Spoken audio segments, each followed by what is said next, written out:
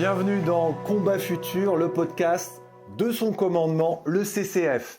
Notre invité aujourd'hui pour parler des opérations de déception, un concept militaire bien particulier, le colonel Devigne, spécialiste des pôles multimilieux et multichamps. Beaucoup de concepts peut-être nouveaux ou nébuleux pour certains de nos auditeurs. Mon colonel, qu'est-ce que ce multimilieu et ce multichamp ?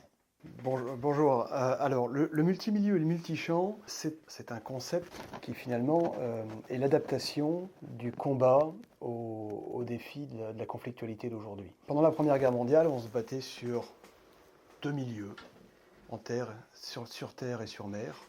Et puis est arrivé l'avion, on s'est battu dans les airs. Et puis est arrivé l'espace. On a commencé à voir le domaine donc exo-atmosphérique. Et puis est arrivé le cyber, un autre champ, un autre milieu, pardon. Et donc ça fait 5 milieux. Et puis on rajoute deux champs qui sont des champs qui sont complètement contemporains. Le champ de l'électromagnétique et puis bien évidemment le champ informationnel.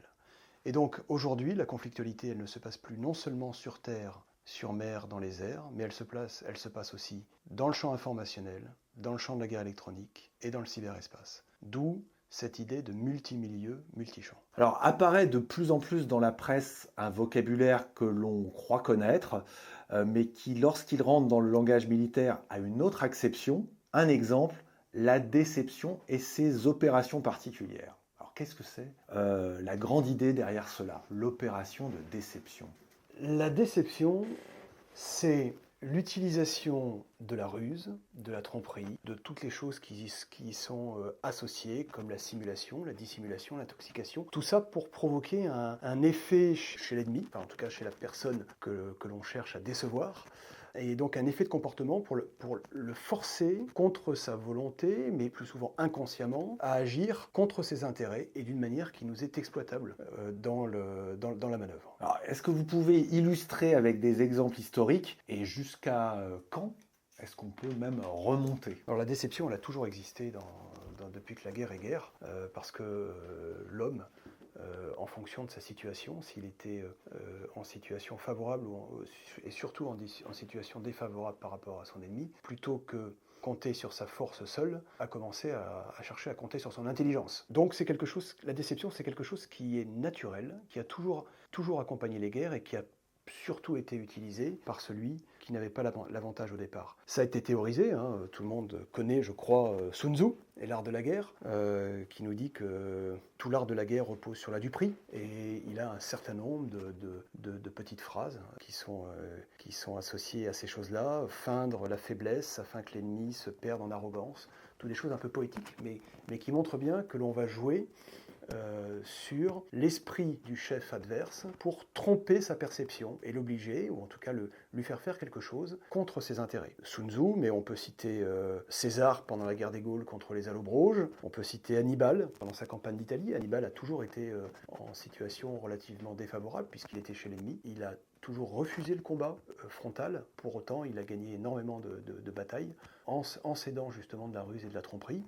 Les Saint-Cyriens fêtent Austerlitz, Napoléon, la bataille d'Austerlitz, c'est une grosse opération de déception qui a fait faire aux coalisés une manœuvre complètement irrationnelle d'un point de vue militaire. Et là, on revient à Sun Tzu, feindre la faiblesse afin que l'ennemi se perde en arrogance. C'est exactement ce qui s'est passé à Austerlitz. Napoléon a joué sur tous les registres pour faire croire à l'ennemi qu'il était dans une situation complètement vulnérable, en libérant notamment le plateau de Pratzen. Et les coalisés ont finalement descendu ce plateau, quitté le point le plus haut, qui était le point stratégique de la zone. Et Napoléon, comme ça, a pu s'en emparer et les couper en deux. Le XXe siècle, avec ces deux guerres mondiales, a été aussi un grand moment des jeux de déception. Lors de la Première Guerre mondiale, sous quelle forme ça a pu se passer ?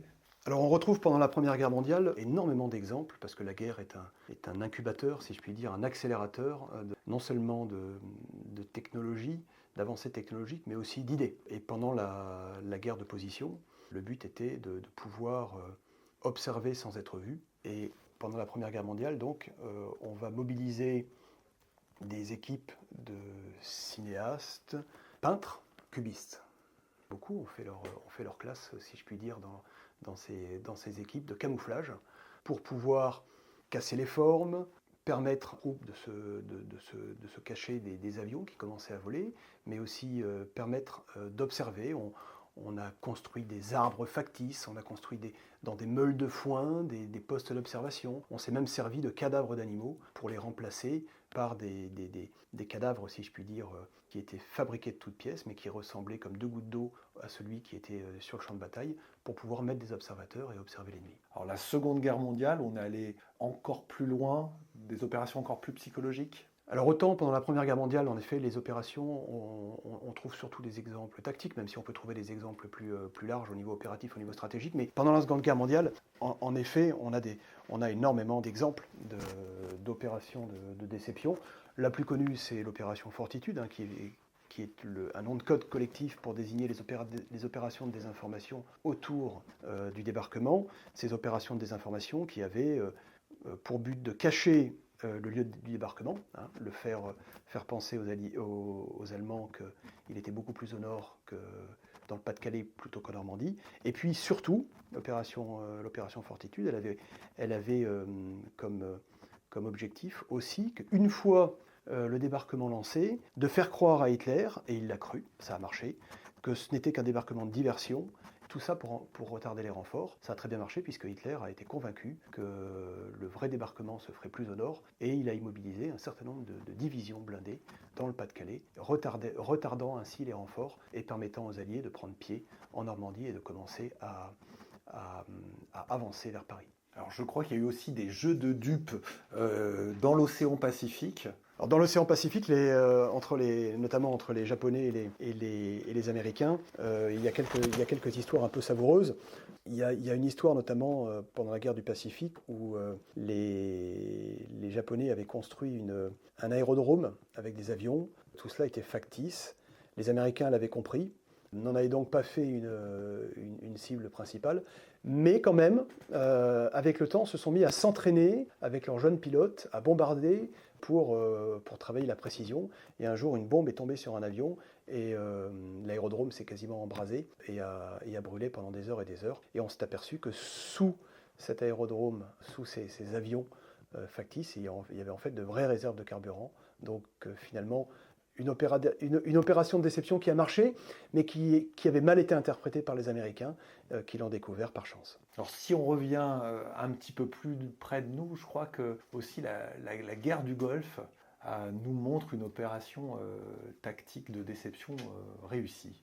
Alors en effet, plus près de nous, la guerre du Golfe, la première guerre du Golfe, a reposé sur une opération de déception. Les Alliés ont réussi à faire croire à Saddam Hussein et à ses services de renseignement que l'assaut principal viendrait du sud-est, de la mer, des Marines, de la First Cav. Et donc les Irakiens ont maintenu comme ça leurs troupes d'élite face à cette menace. Une menace qui n'en était pas une, puisque finalement les Américains avaient réussi à simuler des unités qui n'existaient pas, simuler des brigades qui n'existaient pas, en utilisant notamment la guerre électronique, plus un certain nombre de procédés informationnels. Et c'est ce qui a permis à l'aile gauche, les troupes qui sont venues de l'ouest, comme ça pouvoir envahir, pénétrer sur le territoire irakien et rentrer très très loin sur le territoire irakien, avec très très peu de résistance. Et cela en s'aidant d'un procédé qui est un procédé qu'on utilise encore aujourd'hui, qui sont les tracts, qui avaient été faits par des locaux, par des gens qui connaissaient bien la culture irakienne. Et un général irakien d'ailleurs, après la reddition, a dit que les tracts avaient fait plus de mal pour la reddition irakienne que n'importe quel canon. Alors pour réussir une opération de déception, qu'est-ce qu'on doit faire avant, en amont? Alors une opération de déception, ça se prépare comme une opération normale. Ça se prépare d'ailleurs avec une opération normale. Si on fait une opération de déception, c'est bien pour pouvoir permettre de répondre à un problème tactique, un problème qui va être posé par le chef, et donc de favoriser la bascule du rapport de force et créer un effet de surprise. Donc tout ça, ça se prépare longtemps à l'avance, et ça nécessite un gros travail de renseignement pour bien connaître non seulement le dispositif ennemi, le dispositif de l'adversaire, mais surtout pour connaître l'esprit de l'adversaire, son état moral, sa manière de fonctionner, sa manière de réfléchir, sa culture. quelle est sa culture militaire. Donc il y a un travail, pas seulement de renseignement, on va dire traditionnel, mais il y a un travail d'environnement informationnel qu'il faut faire pour bien comprendre et rentrer dans l'esprit de l'ennemi, pour savoir ce qui va permettre de le tromper. Et ensuite, par quels moyens, par quelle action exactement vous allez mener ces opérations? On va concevoir l'opération, tout comme une opération normale, on va la planifier. La planification dans une opération de déception, elle est clé, parce que finalement, une opération de déception, ce n'est pas une action, c'est une multitude d'actions, ou en tout cas plusieurs actions, que l'on va coordonner et synchroniser en même temps que l'opération. Le but de ces actions étant, encore une fois, de faire croire à l'adversaire quelque chose qui va permettre au reste de l'opération de se dérouler plus facilement. Donc en fait, vous allez simuler des choses fausses, vous allez... Eh bien, on va faire plein de choses. En effet, on va mettre en œuvre on va créer des effets de déception. Qu'est-ce qu'on peut créer comme effet de déception? On peut créer la confusion chez l'ennemi, c'est-à-dire que ne sachant pas exactement où est notre effort, parce qu'on aura simulé un état-major de brigade quelque part, donc qui dit simulation d'un état-major de brigade dit 7000 ou 8000 hommes autour, donc une force conséquente. On va l'obliger donc à disperser ses efforts, donc à se rendre vulnérable, plutôt qu'être capable de concentrer ses efforts. La concentration des efforts étant un des principes de la guerre, un des principes de la victoire. Si on force l'ennemi à simuler à disperser ses efforts, forcément on le rend vulnérable. On va mener des actions qui vont le rendre, encore une fois, indécis, et donc qui vont retarder ses ordres. Qui dit retarder ses ordres dit que le tempo de sa manœuvre va être plus lent. À partir du moment où le tempo de sa manœuvre est plus lent, ça nous permet d'avoir l'initiative, ou en tout cas de garder l'initiative. On va l'obliger à réagir brutalement parfois, sans réfléchir, donc en jetant potentiellement dans des zones où on l'attendra. Et tout ça, ça va reposer donc sur des actions de dissimulation, c'est-à-dire qu'on va agir sur ce que l'adversaire ne doit pas percevoir. On va faire du camouflage, par exemple.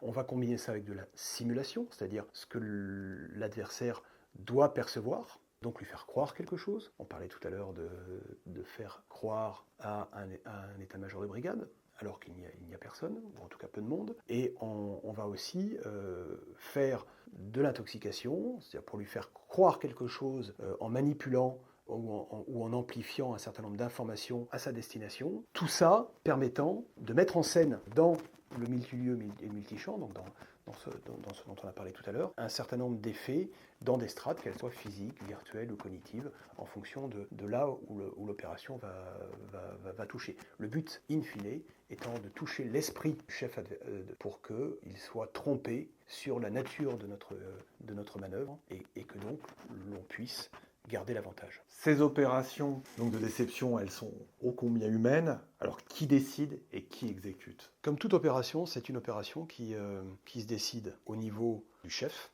interarmes. Donc fortitude, c'est décidé au niveau politique et stratégique. L'opération pendant la première guerre du Golfe, elle s'est décidée là aussi au niveau stratégique. En revanche, elle va se réaliser au niveau tactique ou au niveau opératif, puisqu'il s'agit bien d'unités qui vont mettre en œuvre un certain nombre de moyens et de techniques, de savoir-faire pour créer ces effets de tromperie. Alors pour finir, mon colonel, c'est quoi une opération de déception réussie? Une opération de déception réussie, c'est une opération qui va permettre de prendre l'avantage, l'initiative sur l'adversaire, sur l'ennemi, de renforcer le rapport de force, là encore, à notre avantage, de manière à pouvoir atteindre les objectifs opératifs ou stratégiques qui nous auront été confiés et donc de remplir la mission. Merci colonel Devigne d'avoir ouvert nos yeux sur la réalité des opérations de déception. Chers auditeurs, j'espère que vous n'avez pas été déçus par ce podcast du commandement du combat futur. À bientôt et ce n'est pas une illusion.